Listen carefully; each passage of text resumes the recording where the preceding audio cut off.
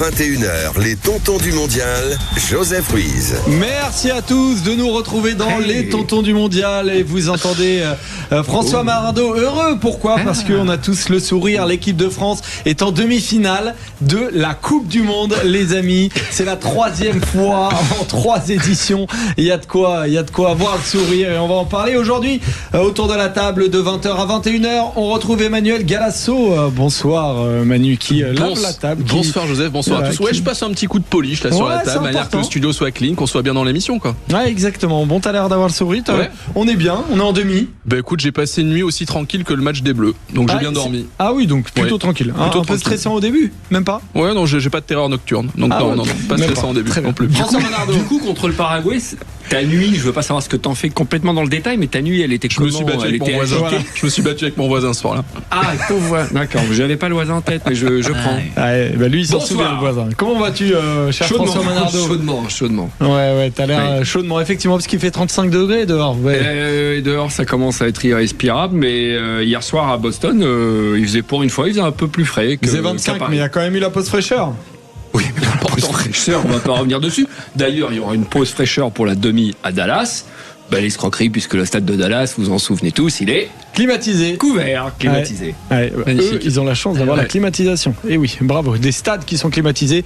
Et nous, on a chaud dans nos appartements. Bah voilà, c'est la vie, c'est comme ça. Cher François Manardo, Emmanuel Galasso, autour de la table, on a aujourd'hui Elvin Defazio. Comment vas-tu, Elvin ? Et comment ça va, les amis ? J'aimerais saluer 2 personnes. Sinner qui a battu Djoko. Yannick Sinner. Il y avait 6-4 quand j'ai arrêté le match. Il y a eu combien à la fin ? 3e set, 6-3. 6-3. Facile. Hein. Et puis, j'aimerais saluer aussi les Italiens. On le rappelle. Les Italiens, il y a 20 ans, jour pour jour quasiment, c'était hier. La 4e étoile face à l'équipe de France. T'as bien de faire du mal quand même, voilà. Elvin. Avec le fameux coup de boule de Zizou. Très bien. Voilà, la 4e étoile. Mais t'as raison, c'est vous savez ce que j'ai fait hier soir ? J'ai regardé sur Sky Sport la finale. Ils ont rediffusé la finale. Et c'est pas vrai. Et si. On se fait des petits plaisirs. Il y a des plaisirs dans la vie comme ça. Et la première fois, non officiellement, que l'arbitrage vidéo a été utilisé. Eh oui. Je connais l'anecdote par cœur de ce qui s'est passé sur le banc du 4e arbitre. Il s'est passé quoi ? Dans une autre émission. Ça prend un tout petit peu de temps. Mais c'est-à-dire, on a le temps. On a le temps. Dis-nous, tu dis, je connais l'anecdote par cœur, mais là, ça a changé en 2006. À côté du 4e arbitre, il y a 2 officiels de la FIFA, dont une personne qui a un moniteur qui reprend le signal télé, donc de diffusion du match. Et cette personne-là, avec le directeur de la rencontre, elle prend toutes les statistiques, les minutes des remplacements, les minutes des buts, les cartons, etc. Et le 4e arbitre va voir, puisque Materazzi est au sol, va voir sur l'écran, sur ce moniteur, ce qui s'est passé. C'est des Argentins en finale, et il le signale au central. Et donc il va voir le central en lui disant le numéro 10 français, il a mis un coup de tête au numéro, je sais plus lequel, le 3 ou 23. Le 2 pour Materazzi. Le 23 tu dis, de Materazzi. Et donc le central s'est servi contre les règlements de les images de ce moniteur pour mettre le carton rouge à Zidane, ce qui fera dire à Raymond Domenech en conférence de presse après la défaite en finale de la Coupe du Monde qu'on vient d'inaugurer l'utilisation de l'arbitrage vidéo à juste titre. Contre les règlements. Il vous a fallu la vidéo, mon cher Alvin, quand même. Non, il a fallu les pénaltys. Mais les tirs au but. L'Italie est un grand pays de cinéma. C'est vrai. Ils aiment les images. Exactement. Ce soir-là, ils ont utilisé. Mais l'Italie a 4 étoiles. Ouais. Ça commence à faire un moment. Mais elles sont un peu au froid, les 4 étoiles. Elles prennent un peu la poussière. Par exemple, là, ça va faire 3 demi-finales de suite de mon côté. Par exemple, moi qui ai un peu plus de 30 ans, je sais pas combien t'as vécu de demi-finales, mon cher Elvin Defazio. De l'Italie ? Ouais. Ah bah, trop peu, malheureusement, par rapport à ce que je voulais. Un bel anniversaire, mais voilà, mon petit cadeau pour toi, mon cher Elvin, de cette belle finale. Exactement. Allez, on enchaîne. Voilà, les éléments sont posés et les sourires sont présents, mais c'est le plus important, mon cher Alvin. On va être ensemble pour parler de l'équipe de France quand même. T'as regardé le match quand même, rassure-moi. T'as pas regardé à la place. Très bien. Allez, on va enchaîner et on va revenir un petit peu, sur un petit peu beaucoup, même à fond sur la qualif des Bleus qui sont dans le dernier carré. 2-0 contre le Norvège, but de Mbappé et de Dembélé. Les Bleus attendent de savoir contre le Maroc. La Norvège, c'est la fin de semaine. J'ai dit la Norvège. Ouais, t'as dit la Norvège. J'ai complètement la Norvège. Oui, c'est vendredi, mais c'était le 3e match de phase de poule. T'as des fights mortels. Heureusement qu'il y a 3 Rital autour de la table pour merci à la VAR, Manu Galasso et François Manardo qui sont présents. Allez, 2-0 effectivement contre le Maroc. Désolé, ça commence à devenir dur, mais la Coupe du Monde est bientôt finie, mais je suis content d'être avec vous quand même. Voilà. Les Bleus sont-ils tout simplement imbattables c'est une question qui va se poser aussi par exemple pour l'Espagne ou pour la Belgique qui joue dans quelques minutes, j'ai presque envie de dire, parce qu'on a déjà notamment les compos de Espagne-Belgique et on rencontrera le vainqueur de cette rencontre-là et on se posera la question Dembélé, Mbappé ou Upamecano. Voilà les joueurs qui sont sortis du lot hier et on va beaucoup parler de Dembélé notamment. Est-ce que c'est pas le numéro 2 de l'attaque des Bleus? Mais pour commencer l'émission, les amis, je vais vous poser la question, quels sont vos grands enseignements de la rencontre d'hier? C'est parti. Les tontons du mondial. L'échauffement. Voilà, ça va être 3 grands enseignements en démarrant par mon cher. Allez, je vais, comme je suis grand seigneur, je te laisse quand même la main, mon cher Alvin Desfadio. C'est tellement sympa, Joseph. Alors moi, les 3 points, je vais commencer par la tranquillité des Bleus. Il y avait pas mal, alors je vais pas dire du pessimisme, mais on se disait le Maroc, voilà, ça va être compliqué. Non, du début jusqu'à la fin, la France a été tranquille, elle a jamais tremblé, elle a eu son match en main du début jusqu'à la fin. Tout ça rayonné par notamment 2 joueurs que je voulais mettre en avant. Manu Koné, continuité par rapport à ce qu'il propose cette saison avec la Roma, mais hier il avait quand même un carton jaune qui était pas si loin et qui pouvait le suspendre pour une demi-finale. Il a été parfait du début jusqu'à la fin, il a annulé le milieu marocain, le double pivot marocain, et surtout Aren Zaïre-Emery aussi qui joue peu, c'était ses premières minutes. Il répond présent, on sait que Deschamps il a des choix clairs. On sait qu'il n'est pas dans le top 3 des milieux à l'heure actuelle. Il l'a dit en conférence de presse après le match en zone mixte. Je sais que il faut s'accrocher. Il y a peu de minutes, mais c'est bien de s'accrocher sur des joueurs fiables comme ça, qui sont présents lorsqu'on compte sur eux. Et pareil, Warren, c'est sur la continuité de ce qu'il peut proposer au PSG. Donc Deschamps a la possibilité, la chance d'avoir des joueurs fiables, même ceux qui jouent peu. Il a fait plutôt une bonne entrée d'ailleurs, Warren. Il a été salué effectivement par Didier Deschamps. Emmanuel Galasso, quels sont les grands enseignements de la rencontre selon toi? Je te le fais les 3 points, je te les développe après, Joseph. Exactement, on va avoir toute l'émission pour les développer. Non, en gros, équipe de France, rouleau compresseur, le Maroc a eu peur et on a déjà gagné la Coupe du Monde. Ouais, alors tu peux les développer quand même un tout petit peu. Allez, t'as bien 2 minutes pour les développer. Et pour moi, j'ai été bluffé par l'équipe de France hier soir. Rouleau compresseur collectif. On parle beaucoup du Maroc qui aurait été décevant. Je pense surtout qu'ils se sont fait rouler dessus par l'équipe de France et qu'ils ont à aucun moment eu leur mot à dire dans ce match.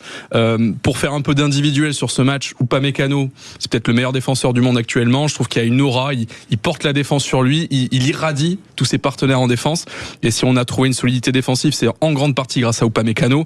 La doublette Rabiot-Koné au milieu de terrain, ils ont charbonné, ils ont eu l'abattage d'un fleuriste un jour de Saint-Valentin. Ils ont été extraordinaires. Et notre triplette devant notre constellation d'étoiles, Mbappé, Olysée, Dembélé. Depuis le début de la Coupe du Monde, t'en as toujours 2 sur 3 qui brillent à minima. Hier, c'était Dembélé et Mbappé. Et quand tu as le talent des gars, 2 sur 3, ça suffit pour chambouler une défense. Donc on a passé l'oral blanc, on va dire, hier face au Maroc. Le grand oral, ce sera la demi face à la Belgique ou à l'Espagne.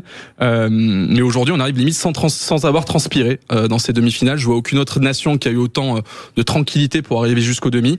Et je le dis, oui, en ayant atteint les demi-finales de cette Coupe du Monde, on a déjà gagné parce que l'équipe de France, elle a gagné le cœur des. Ouais, l'équipe de France, elle a gagné le cœur des Français. Elle a gagné le cœur des amoureux du foot. Et en 2026, c'est plus le Brésil qui met tout le monde d'accord, c'est l'équipe de France. Ouais, et le reste appartiendra à l'histoire. Notamment, est-ce que l'équipe de France a déjà réussi sa Coupe du Monde? Les grands enseignements de François Manardo. 2, pas 3, parce qu'il m'a chouré un point. C'est lequel? Upamecano. Non, mais il est marrant parce qu'il est arrivé à la dernière seconde, monsieur Galasso, sans prévenir. Dernier arrivé, premier servi, deuxième servi. Et voilà, et moi je suis le dernier et je suis on une coquille ça d'affaires. Après, c'est quand même révélateur. C'est quand même révélateur parce qu'en général. On s'est pas parlé avant. Voilà, on s'est pas. Et puis l'idée, c'est quand même de vous laisser une cartouche libre par rapport à vos grands enseignements. Si on a 2 qui reviennent. Cartouche libre. Tu vas montrer les des yeux. C'était allemand. Papa Schulz. Ah oui, c'était Papa Schulz. Alors, bon, 3 points. Donc, vous avez Upamecano. Upamecano, je vais pas paraphraser quand même Manu, mais il est effectivement monstrueux, que ce soit Lukaku de Catteler ou bien Olmo, Oyarzabal. Yamal, il va pas vraiment aller dans sa zone, mais je les plains parce que se frotter à lui en ce moment, c'est comme se prendre un mur. Mais c'est pas un mur immobile, c'est un mur qui vous arrive dessus exactement. Aussi. Deuxième point, c'est Adrien Rabiot. 6 matchs avec une régularité. Non, il n'avait pas joué contre la Norvège, donc 5.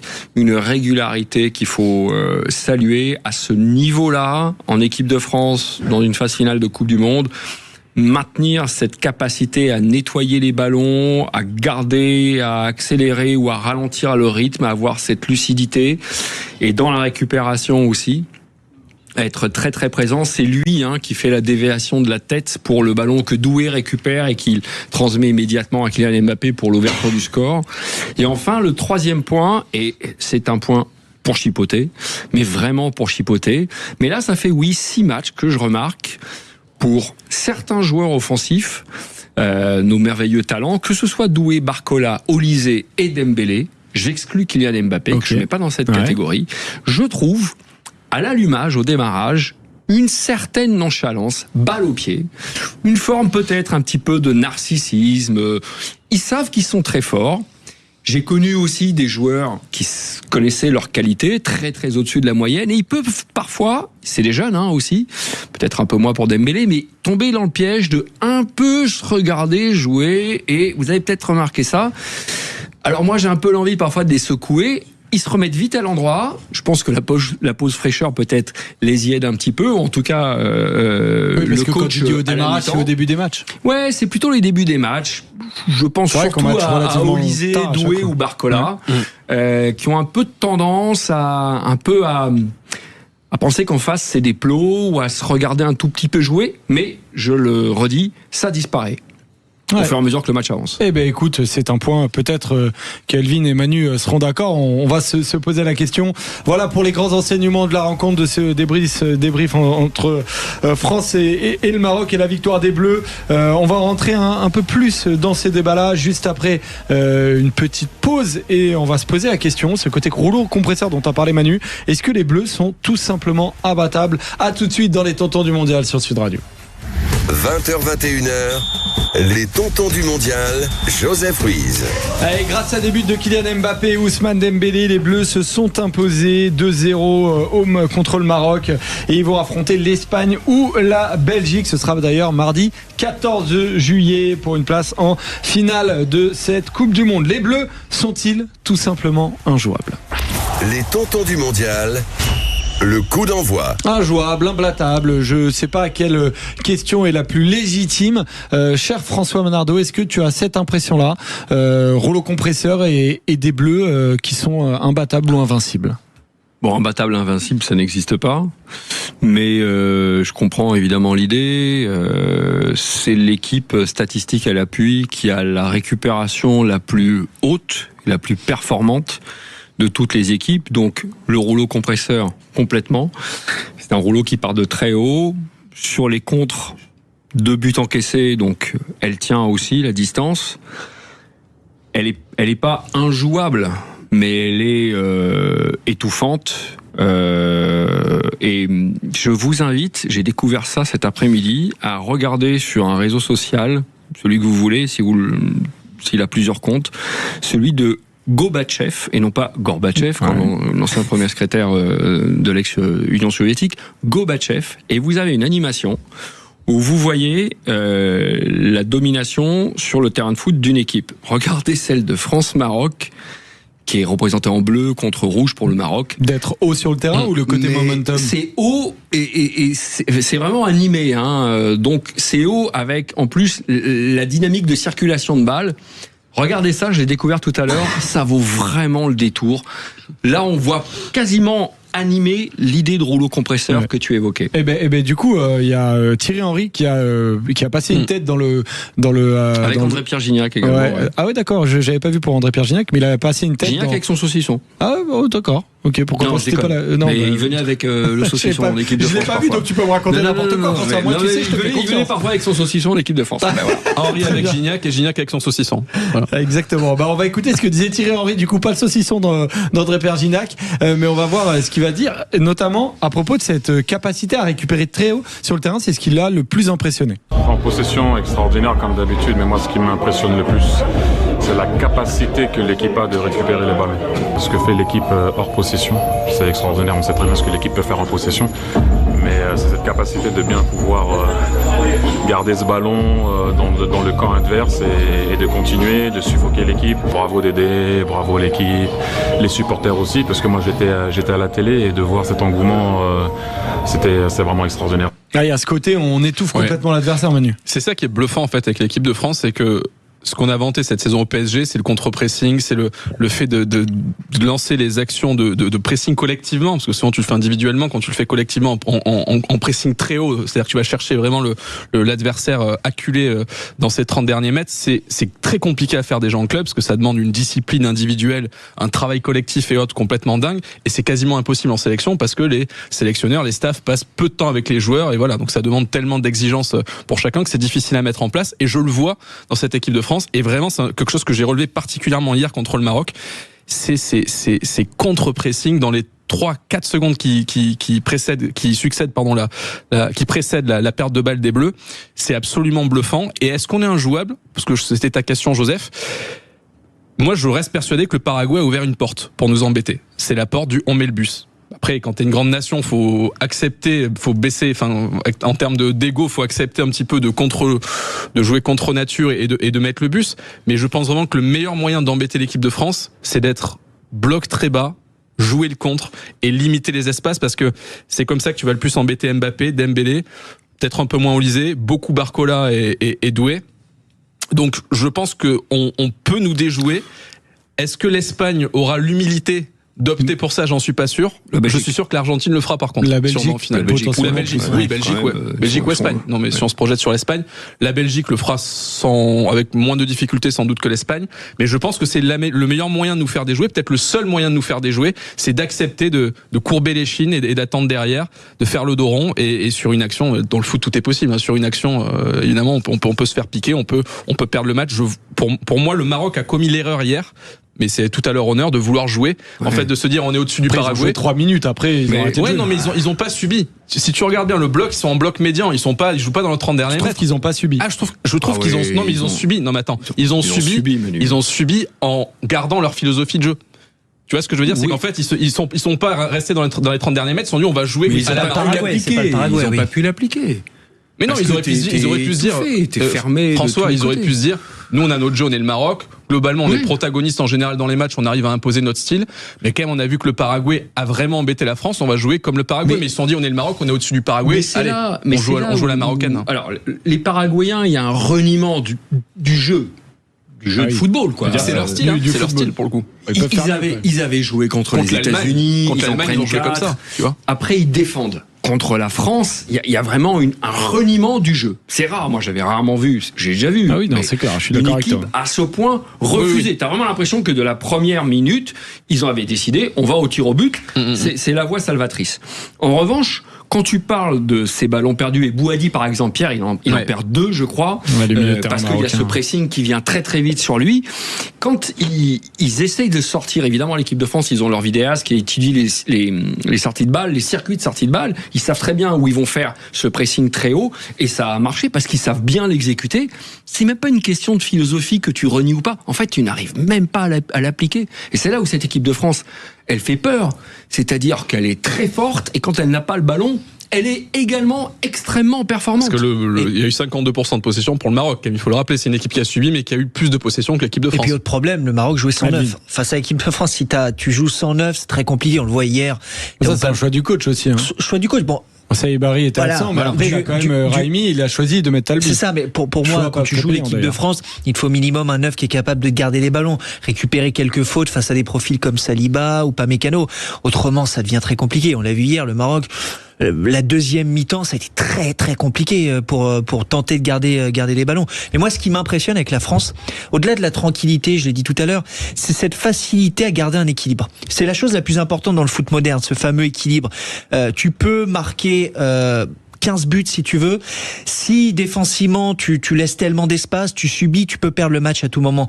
La France, elle a des joueurs incroyables offensivement, mais elle arrive à garder un équilibre pour très peu subir et très peu souffrir. Alors pour l'instant, on n'a pas affronté le Portugal, on n'a pas affronté l'Espagne, on n'a pas affronté l'Angleterre. Bref, ces équipes qui sont capables de te mettre en difficulté. Portugal, c'est plus possible. Mais elle n'a pas affronté ces équipes qui peuvent te mettre en difficulté de par leur qualité offensive. Mais honnêtement, je m'attendais pas à autant de sécurité, de facilité défensivement portée par Saliba ou Pamecano, Digne, Koundé, qui sont très solides, et évidemment même le gardien. Mais c'est quand même assez impressionnant de garder une équipe quand t'as autant de joueurs offensifs aussi forts. Ouais, mais après, une fois de plus, le Maroc, pour moi, ils ont été dans un entre-deux. Ils sont arrivés en se disant, on est le Maroc, on a un statut, on est champion d'Afrique. Bon, dans les conditions qu'on connaît, mais on est champion d'Afrique, demi-finaliste de la Coupe du Monde.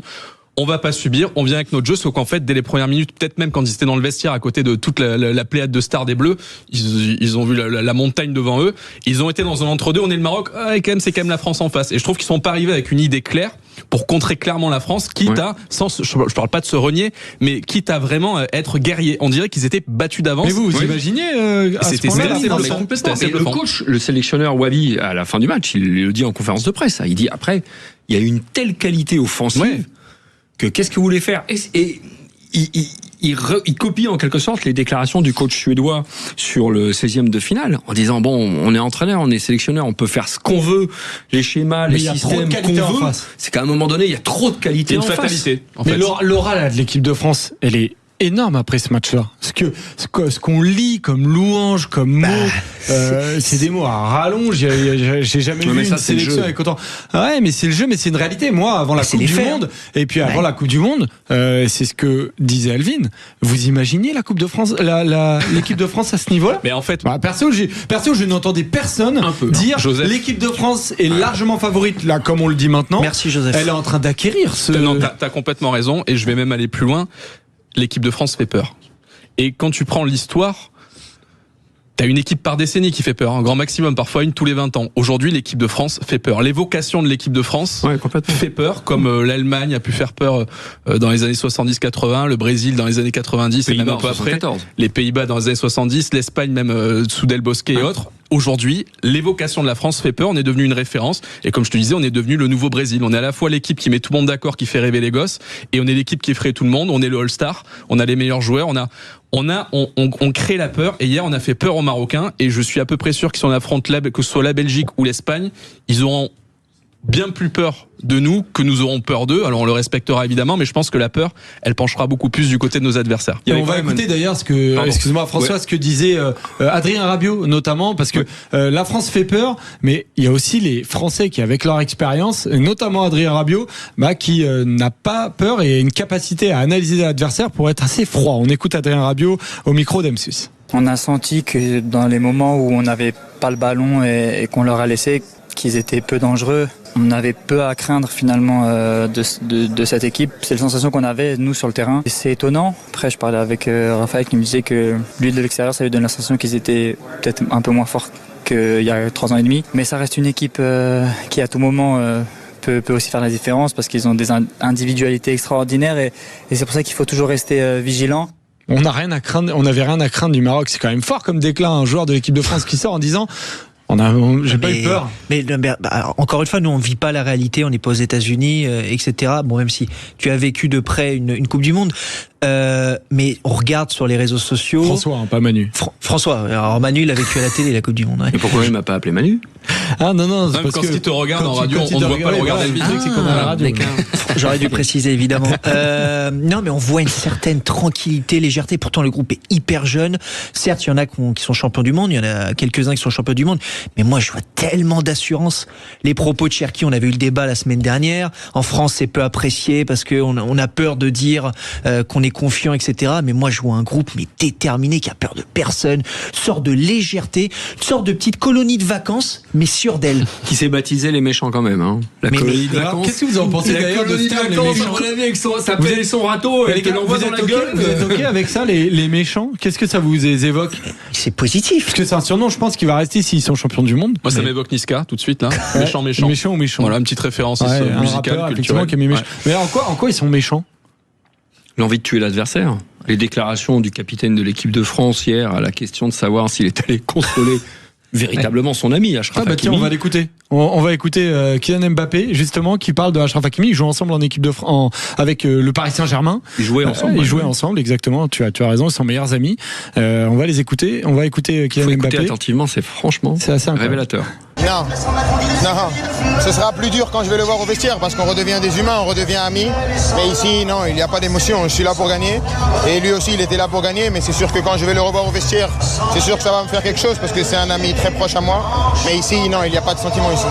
Pas de sentiment, voilà. On redevient des humains.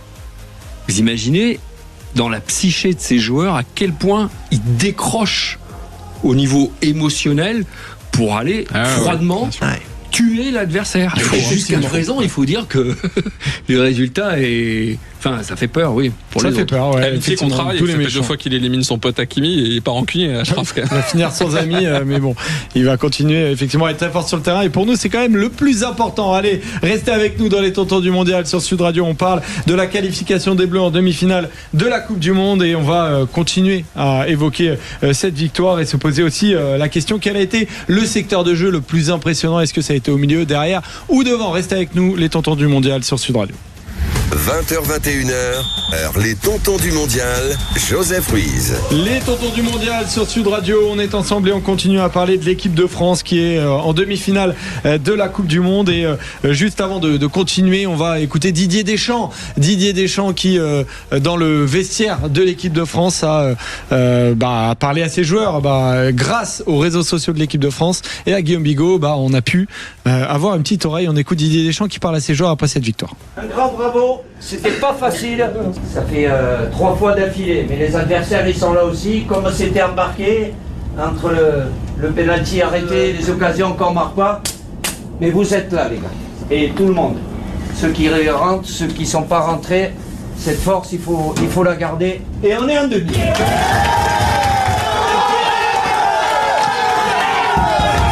Elle est belle cette joie des Bleus quand même, elle fait plaisir à entendre et on sent quand même un vestiaire qui est assez uni. Ouais. Moi, j'ai vécu ça, mais dans l'autre sens. Ah ouais, dans l'autre sens, c'est quand ils se désunissent, ça doit être terrible à vivre. C'est tout ce que vous ressentez, mais dans l'autre sens. Ouais, non, allez, on passe à l'actualité, c'est mieux. Elle est un peu plus positive, on va se dire, François. Un peu plus. Hier, après le match, c'est presque compliqué de dire qu'il y a certains secteurs qui sont plus impressionnants que d'autres, mais disons qu'on a beaucoup appuyé sur l'attaque des Bleus, François. Est-ce que hier, c'est le secteur véritablement qui a retenu ton attention? Non, c'est l'ensemble. C'est l'ensemble, quoi. C'est un poncif, peut-être, mais c'est vraiment une œuvre collective qui, effectivement, en plus de ça, je trouve de plus en plus aboutie. S'il fallait encore une fois chipoter depuis le début de la compétition, il y a eu ces 45 minutes contre le Sénégal où on se disait, sur le papier peut-être, mais là, sur le terrain, c'est pas très emballant. Et puis après, la machine est partie. Je dirais le milieu de terrain. Parce qu'il faut aussi voir où étaient nos craintes avant le début de la compétition. Moi, personnellement, c'était les latéraux et le milieu de terrain. Là, le milieu de terrain, qui en plus n'est pas celui avec lequel on démarre la compétition, c'était Rabiot Koné, m'a complètement bluffé. À la récupération, on faisait un 2 contre 3, en infériorité numérique permanente au milieu de terrain. Pourtant, le milieu des Bleus a étouffé celui de l'équipe de France. Ils ont J'ai l'impression qu'ils nous ont complètement rassuré. Complètement. Et en tout cas, au milieu, après les latéraux, je sais pas. Le travail défensif, le travail d'étouffement, de récupération, ils distribuent en même temps. Voilà, moi, je sais quelque chose où je me disais, pourvu que ce soit pas trop un point faible dans cette compétition. On verra face à, une fois de plus, la Belgique et l'Espagne. Il y aura sans doute encore plus d'adversité que face au Maroc. Mais sur ce match-là, en tout cas, ce qui m'a vraiment bluffé, c'est le milieu de terrain avec cette paire qui, en plus, n'a pas un immense vécu ensemble, une immense complémentarité de base. Donc, Rabiot Koné, effectivement. Ça tombe bien, moi, j'allais dire la défense. T'as posé le petit point d'interrogation, les latéraux, pour moi, depuis le début. Alors, peut-être moins Koundé, mais Digne a gagné sa place déjà. Et il mériterait son petit but. Les prestations de Digne, hier, il touche la barre, je crois. Sur une superbe frappe. On en parle peu parce qu'il y a tellement de qualité, il y a tellement de super joueurs dans cette équipe. Mais Digne, il est là, un peu éclipsé sur l'aspect défensif par rapport à Upamecano et Saliba qui sont juste monstrueux. Et moi, j'aimerais rendre hommage à cette défense et plus particulièrement à Digne qui était pas parti titulaire, qui n'avait pas sa place assurée contrairement à beaucoup de joueurs dans cette équipe de France. Et il fait ses matchs malgré la pression. Et hier, il avait quand même le meilleur à son poste en face de lui. Donc très très gros match de Digne, grosse Coupe du Monde de Digne, donc faut aussi lui rendre hommage. Et Digne qui fait des allers-retours, il y a un moment intéressant, parce qu'on en parle souvent de l'équilibre défensif avec ce qu'il y a beaucoup en club, t'as 4 défenseurs, donc 2 latéraux, 2 centraux. Quand ça penche d'un côté, t'as le latéral de ce côté-là qui monte, et ils font une défense à 3 en coulissant. Et t'as ce moment où Deschamps, qui était globalement serein dans ce match et plutôt confiant, où il pète un câble, excusez-moi l'expression, quand Digne monte et Koundé en même temps monte en parallèle de manière un peu miroir pour aller épauler Dembélé sur un potentiel truc. Et alors, il incendie Koundé en lui disant tu restes. Il y a vraiment cette obsession de l'équilibre. Tu parlais d'équilibre, Elvin, de l'équilibre défensif avec vraiment les gars, quoi qu'il arrive, on reste à 3 derrière. Et Koundé, qui est pas un foudre de guerre pour ce qui est de l'apport offensif, il est quand même fiable défensivement. Et au final, il y a un équilibre naturel qui se fait avec un jeu qui penche un peu plus à gauche sur les lancements d'action, avec Digne qui va apporter son soutien à Barcola ou Doué, et voilà, et Doué et Koundé qui sécurise derrière. Donc au final, c'est pas notre point fort, les latéraux, mais en effet, moi je suis très content que Digne ait remplacé Hernandez, et on a trouvé un équilibre naturel qui s'est fait, et on sent que Deschamps est vraiment très attentif à ce que ça reste comme ça. Alors, dire monstrueux dans tous les secteurs de jeu. Et je trouve que c'est pas impensif, moi, François, quand tu dis que c'est vrai que moi, avec ma question, j'amène à en choisir un, mais je trouve que c'est assez aussi cohérent de dire que c'est fort partout, parce que la réalité c'est que je suis un sélectionneur adverse ou un joueur adverse, je me gratte vraiment la tête pour trouver une faiblesse à cette équipe de France. Aujourd'hui, on en avait en début de Coupe du Monde. Aujourd'hui, c'est compliqué à aller chercher quand même. Que la tête, moi c'est plutôt un tube d'aspirine. Exactement. Pour le moment, on va commencer comme ça. Il y a quand même un point, mais ça vaut pour toutes les équipes, y compris l'équipe de France. Et hier, on l'a pas vérifié, sauf sur une tête marocaine qui a touché le filet extérieur. Sur les coups de pied arrêtés, c'est là où on peut être, je pense, peut-être un peu mis en difficulté. Défensif. Corner et coup franc. On va peut-être trouver une équipe, parce que hier, les 2 coups francs ont été très mal tirés par Hakimi. Mais il y a eu le corner qui a donné cette tête où moi, pendant il y a un effet d'optique, j'ai cru que le but avait été marqué. Il y a 2-0 à ce moment-là pour l'équipe de France. Belle tête, ouais. Mais voilà, ça c'est quelque chose, et évidemment le staff y travaille, sur lequel ils doivent peut-être dégager encore un peu plus de solidité. Il y a une option qu'on n'a pas évoquée encore, c'est la potentialité où notre adversaire vient nous presser très très très très haut, vraiment assez risqué, ce qui est une énorme prise de risque, mais on ne sait pas comment notre défense peut réagir à un énorme pressing. Bon courage à eux, j'ai envie de dire. Ils le feront pas, ils le feront pas. Si tu viens presser haut l'équipe de France, parce que même les sorties de balles. Non, mais j'essaie de trouver une faiblesse, les amis. Je me mets à la place d'un sélectionneur, tu vois. Avec Rabiot qui va redescendre à hauteur de Saliba et ou pas pour sortir, ou pas Mécano, pour sortir le ballon, ou un des deux qui va le sortir. Ou bien que tu sortes sur les côtés avec un triangle qui va te permettre de trouver un des milieux, que ce soit Olysée, que ce soit Koné, parce que je pense que Koné a pris la place de Tchouaméni. Rabiot ou bien Doué ou Barcola qui va revenir pour sortir le ballon, ça sort, et une fois que ça sort, le but de Dembélé, c'est un contre. C'est là où il faut dire merci d'aider. Alors moi je dis toujours que la qualité fait la différence, mais quand on parle d'équilibre, de fameux équilibre, quand tu as des joueurs comme ça, tu peux avoir les meilleurs joueurs du monde, si tu trouves pas cette petite recette qui fait que défensivement t'es bien, offensivement t'es bien, lui il l'a trouvé dès le départ. Évidemment ça fait longtemps qu'il est là, il connaît ce groupe, mais dans cette Coupe du Monde là, il a dit un peu à la fin du match, il a dit je dois pas être trop mauvais. Il avait quand même envie de passer son petit message. Quand tu dis dès le départ, de dire c'est pas que les joueurs, c'est aussi moi. Quand tu dis dès le départ, tu parles de quand? Le départ, c'est quand pour toi, Elvin? Alors, quand je dis qu'il connaît l'équipe de France, il la connaît depuis longtemps, parce qu'il l'a. L'équilibre actuel. Mais ce groupe-là, plus ou moins les mêmes joueurs, il a plus ou moins ce même groupe depuis 2-3 ans. Il connaît la plupart des joueurs depuis 2-3 ans, donc il sait ce que valent ces joueurs-là. Mais il y en a eu des entraîneurs qui ont eu des grands joueurs, mais qui n'ont pas su les utiliser, qui n'ont jamais trouvé cet équilibre.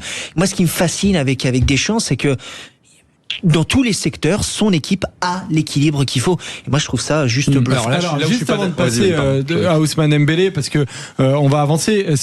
Tu le disais tout à l'heure, Manu, Coupe du Monde réussie vu qu'on est en demi, mais Coupe du Monde réussie vu qu'on est en demi, ça veut dire qu'ils ont se fait éliminer. Selon toi, Coupe du Monde réussie quand même. Quand je dis Coupe du Monde réussie, c'est que tu as les trophées. Jusqu'à présent, Deschamps, pour moi, Deschamps, c'est sa 4e Coupe du Monde. Il a fait 3 Coupes du Monde en tant qu'Italien, il en fait une en tant que Brésilien. Donc quand tu fais une Coupe du Monde en tant qu'Italien, on te juge sur le résultat. Donc il en a gagné une, c'est magnifique. L'autre, il a perdu en finale, c'est un peu plus décevant. Cette Coupe du Monde, il arrive en faisant rêver les gens, en vendant des émotions, du rêve. Donc je pense qu'il peut être jugé sur autre chose que du résultat. Et quand je dis que finalement la Coupe du Monde elle est gagnée, c'est qu'il a gagné le cœur des Français, que c'est sa dernière Coupe du Monde. Et finalement l'image qu'on gardera de Deschamps, c'est il a été au moins une fois champion du monde. On souhaite pour lui et pour nous une 2e fois. Et surtout, il a réussi à faire jouer l'équipe de France. Il a aligné les stars entre elles. Donc en fait, il y a une espèce de truc assez irrationnel où quand je dis qu'on a déjà gagné notre Coupe du Monde, c'est que je trouve que le constat qui sera fait, élimination ou pas élimination en demi-finale, c'est qu'on la Coupe du Monde au final a apporté de la joie aux gens. On gardera une belle image de ça et je pense qu'il faut pas sous-estimer ça. Aujourd'hui, Deschamps ne sera plus jugé seulement sur ses trophées. François, si t'es pragmatique ou romantique. Si t'es pragmatique, effectivement, tu t'arrêtes en demi. Après, t'as la petite finale. Annoncé. La petite finale, c'est très compliqué à faire jouer, à préparer, pour tout le monde, pas que pour les joueurs. Puis si t'es romantique, quand même, cette équipe de France, elle laisse une trace. Oui, mais tu vois, en fait, j'ai l'impression que notre grille d'évaluation, elle est en reflet ce que nous propose Deschamps. Quand Deschamps, et moi, honnêtement, j'ai pas toujours été tendre à Guy Deschamps depuis 2022, l'affaire du brassard et tout. Bon, c'est pas du désamour, c'est de l'incompréhension. Et j'ai trouvé que dans sa communication, il a un peu entretenu ça. Et là, il propose quelque chose où en fait, il est sorti du logiciel Deschamps. Et je m'attendais pas du tout à ça. Donc vraiment, pour le coup, mea culpa et chapeau à lui. Il y a les joueurs aussi qui ont quand même bien poussé derrière pour justement mettre ça en place. Faut quand même aussi le rappeler. On va écouter d'ailleurs Kylian Kylian Mbappé qui disait certes on en est là, mais on a envie d'aller au bout, on est assez tranquille, on a l'impression dans leurs paroles à tous les joueurs qu'ils ont certainement pas envie et que pour eux l'objectif n'est pas encore atteint. Je ne sais pas si c'est une mission, je pense que c'est le terme le plus facile à appeler. Je pense que nous, on est conscient qu'il n'y a qu'une seule manière de se relâcher, c'est gagner. Tant qu'on ne l'a pas fait, je ne vois pas ce qu'il y a de bon à se relâcher. On est en demi-finale, on est très content, il y a encore un long chemin. Et on est conscient que ce qui nous attend est encore plus dur que ce qu'on a passé. Mais on est prêt à tout affronter et on va tranquillement récupérer et regarder le match de demain pour savoir contre qui on va jouer. Voilà, donc le match de demain, c'était donc le match d'aujourd'hui qui démarre dans quelques minutes entre l'Espagne et la Belgique, et Kylian Mbappé qui a été tout simplement excellent. Mais il y en a un autre qui a été très bon dans cette équipe de France, c'est Ousmane Dembélé, et on en parle tout de suite. Les tontons du mondial, la pause fraîcheur. Parce qu'il a été buteur et passeur contre l'Irak, triplé contre la Norvège, passeur contre la Suède en 8e, buteur contre le Maroc en quart, 5 buts. 2 passes décisives en tout. Dembélé numéro 2 de l'attaque des Bleus derrière Kylian Mbappé. Est-ce que, messieurs, on a un Dembélé qui on a la sensation que aujourd'hui c'est le deuxième nom qu'il met après Kylian Mbappé sur sa feuille de match. Est-ce que vous partagez cet avis-là, Elvin? Alors oui, non. Non, parce que Dembélé c'est un numéro 1. C'est un titulaire, c'est le Ballon d'Or. Tu le mets pas. Il y a pas de Mbappé et ensuite Dembélé. Moi, il y a Mbappé avec Dembélé. Mais Deschamps, il ne parle quasiment que d'Mbappé. Mais forcément. Alors le seul problème pour Dembélé, il peut être Ballon d'Or, il peut gagner 8 Ligues des Champions s'il veut. Il a Mbappé face à lui. C'est même discours pour le meilleur Argentin du monde. Si tu veux, t'auras Messi devant. Moi, j'étais très critique le premier match avec Dembélé. Je me suis dit voilà, il faut qu'il rentre dans sa Coupe du Monde. Il t'a fait changer d'avis là. Et il m'a fait changer d'avis, mais très vite, parce que j'ai compris que Dembélé, s'il se réveille pour cette équipe de France, il est juste essentiel. Hier, il y a son but qui est évidemment très bien pour sa stat, etc., mais même dans l'implication, on sent que c'est un joueur qui est pleinement là. Il a envie, il est déterminé. On parlait d'Mbappé, Dembélé, il est en mode Mbappé. Donc, je peux comprendre cette question de Mbappé numéro 1, mais moi, Dembélé, je le mets aussi comme numéro 1, avec comme seul problème pour lui d'avoir quand même un monstre en face, donc un petit peu éclipsé. Mais c'est dire. Le Ballon d'Or est éclipsé par un autre joueur. Ouais, on va écouter d'ailleurs Ousmane Dembélé à l'issue de la rencontre sur M6. Je me sens très bien dans cette position que je connais avec l'équipe de France et avec le Paris Saint-Germain. J'essaie, comme je l'ai dit, je monte en puissance durant cette compétition et je suis content de mes performances, même si je peux faire aussi un peu mieux. Mais c'est l'équipe avant tout. On est concentré sur l'objectif et on va essayer d'aller au bout. Manu? Écoute, moi je suis un peu embêté par ta question. Elle est bonne, mais elle m'embête un peu. Mais dans l'esprit de Deschamps, je pense que Mbappé le numéro 1, Olysée le numéro 2, Dembélé le numéro 3. Et j'adore Dembélé, mais aujourd'hui, dans l'équilibre offensif, le lien entre l'attaque et le milieu, je pense que Olysée est plus important que Dembélé dans ses replis. Si on parlait du match de Koné et Rabiot, Olysée il a peut-être été moins flamboyant avec le ballon au pied, mais son investissement reste total défensivement. Donc j'adore Dembélé, j'ai dit tout le bien que je pensais de lui déjà à ce micro, j'en avais fait un penalty, mais je pense que dans la hiérarchie de Deschamps, dans l'esprit de Deschamps, c'est Mbappé en 1 parce que c'est le scoreur et que il nous porte depuis le début de cette Coupe du Monde, et Olysée limite à égalité avec Mbappé parce que Olysée c'est un rayonnement qu'il a sur tous ses partenaires. Dembélé c'est plus isolé, c'est lumière allumée, lumière éteinte. Donc quand il marque beaucoup de lumière allumée là. Ouais, 5 buts, mais si tu regardes l'ensemble de ses matchs, c'est quasiment un match sur 2 réussi. Quand il est réussi très bien, il met un triplé face à la Norvège. Mais par exemple, c'est un match sur combien sur cette Coupe du Monde? Mais tu vois la différence. La différence, Joseph, c'est qu'Olysée, contrairement à Dembélé, quand c'est moins visible son travail individuel et son apport ballon au pied, vraiment son travail invisible est tout le temps présent et il bonifie quoi qu'il arrive ses coéquipiers. Donc je trouve qu'il y a une constance chez Olysée dans les bienfaits qu'il a pour l'équipe, qui est moins le cas chez Dembélé. Et une fois de plus, j'adore Dembélé. François? Il le dit au micro hier soir, je peux faire mieux. Et je le rejoins là-dessus. Il est quand même sur des standards élevés. Quand l'équipe de France a pas le ballon, je suis pas d'accord avec toi, Manu. Je trouve qu'il fait aussi le travail de repli défensif, que la première ligne, il y apporte sa contribution pour qu'elle coupe les relances. Moi, à ce moment-là, je le trouve un peu trop discipliné. Quand l'équipe de France récupère le ballon et qu'il l'a dans les pieds, je lui reconnais pas la même fantaisie, la même explosivité, pas dans l'accélération, parce que c'est pas un joueur supersonique, il va très vite avec la balle.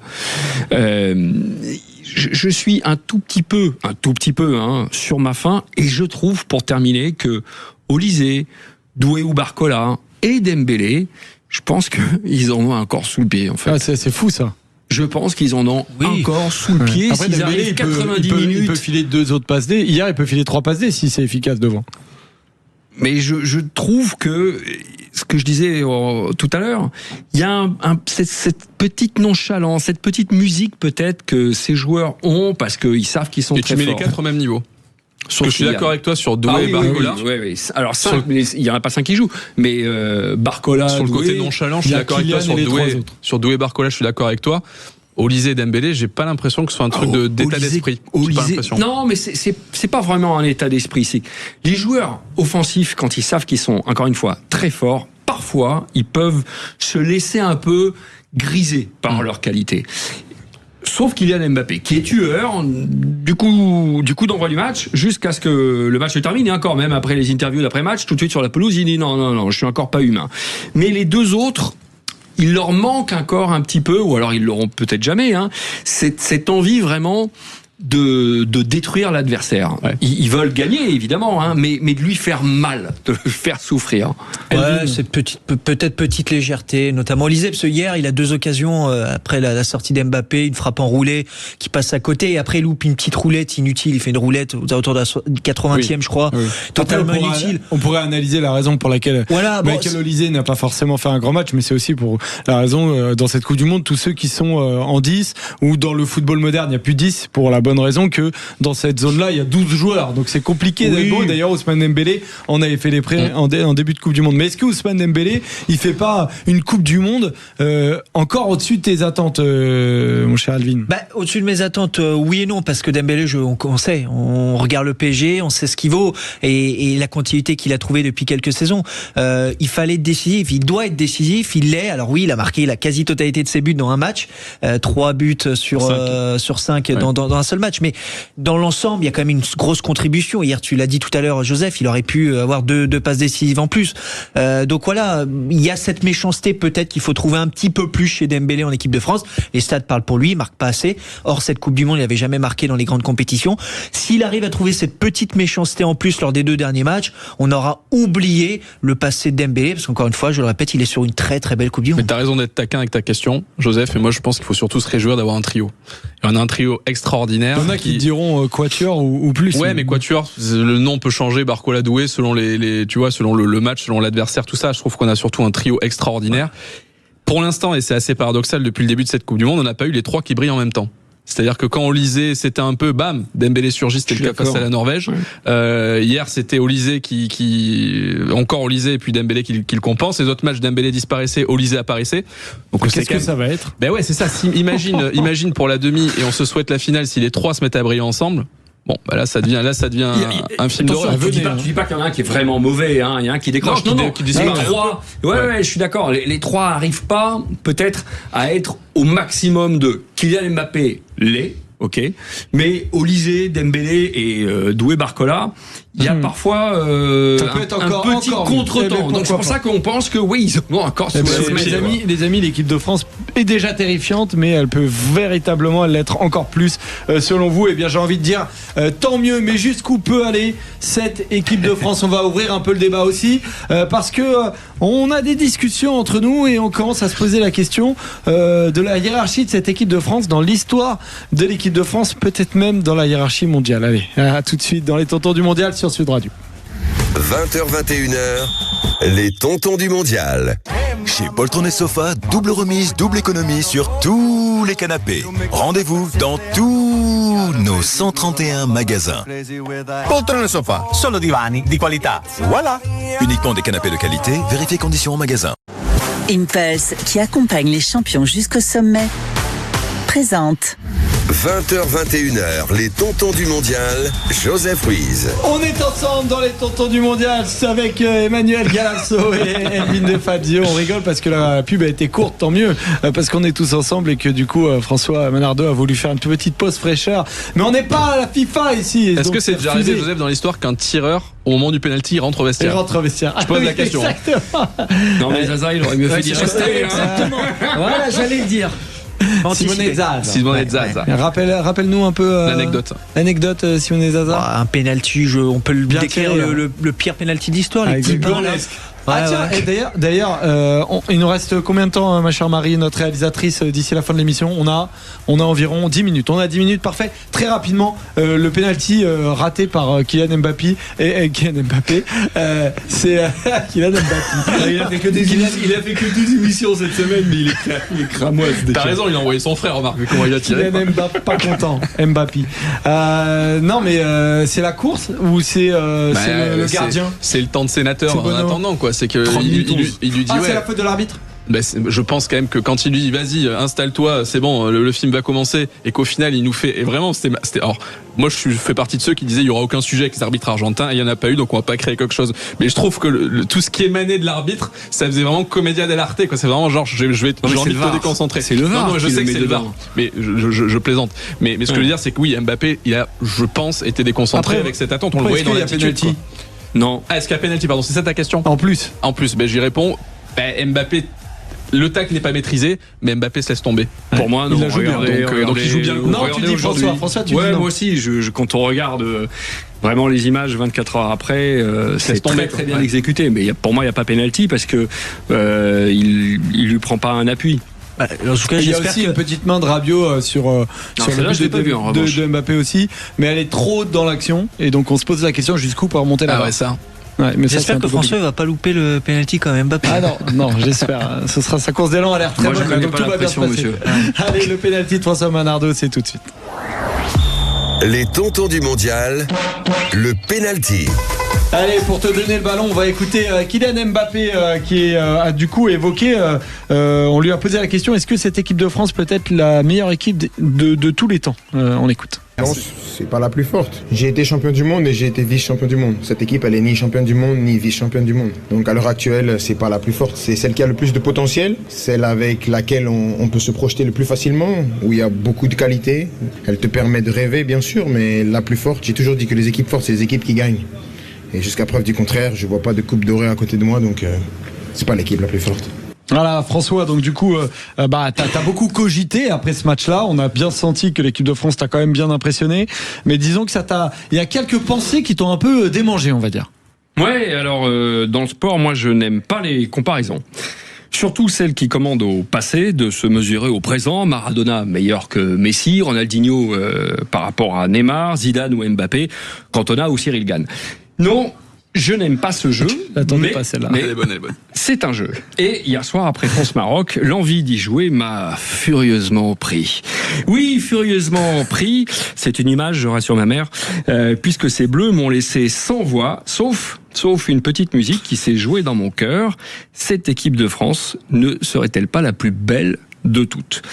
Et la réponse n'est pas encore venue, car pour les moins de 50 ans à qui je parle d'un temps qu'ils ne peuvent pas connaître, il y a des souvenirs. La France de l'Euro 84, celle de la Coupe du Monde 86 et d'un France-Brésil rentré au Panthéon, ou d'un Euro 2000 époustouflant. La liste est courte, et elle est donc gravée dans le marbre et dans nos cœurs. Et c'est justement là, dans nos cœurs, qu'il faut aussi faire une place à ces Bleus magnifiques, Born in the USA, comme chantait Springsteen, et Made in Deschamps. La place est donc faite dans nos cœurs, mais la grandeur et son souvenir sont-ils exclusivement liés à une victoire en finale ? Je ne le crois pas, car à ce jeu-là, l'émotion supporte mal les classements. 86 fut éblouissant, mais ils échouèrent en demi-finale. 98 fut inoubliable, mais le temps d'un France-Brésil surtout, seulement. Alors, ces Bleus d'Amérique nous donnent beaucoup d'émotions et leurs traces, comme leur jeu, ne s'effaceront pas. C'est déjà un leg pour l'histoire, mais s'ils décrochent l'étoile, là, sans doute, il faudra arrêter de jouer au jeu des comparaisons et de prendre la question très au sérieux. Très au sérieux. Merci beaucoup François Manardo.